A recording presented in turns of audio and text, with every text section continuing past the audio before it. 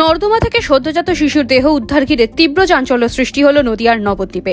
সোমবার সকালে নবদ্বীপ পৌরসভার 23 নম্বর ওয়ার্ডের নন্দীপাড়া রোড এলাকার একটি নর্দমার মধ্যে শিশুটিকে দেখতে পেয়ে স্থানীয় জনপ্রতিনিধি ও পুলিশকে খবর দেয় এলাকাবাসীরা।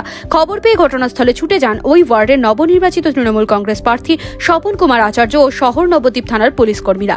এরপর শিশুটিকে নর্দমা থেকে উদ্ধার করে নবদ্বীপ স্টেট জেনারেল হাসপাতালে নিয়ে গেলে কর্মরত চিকিৎসকেরা মৃত বলে ঘোষণা করেন।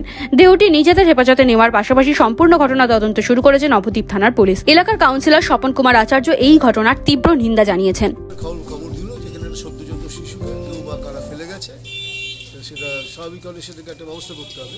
তবে বাড়ি থেকে এলাম, এসে দেখলাম যে হ্যাঁ, রাস্তার উপরে কুকুরে তুলে ফেলে গেছিল।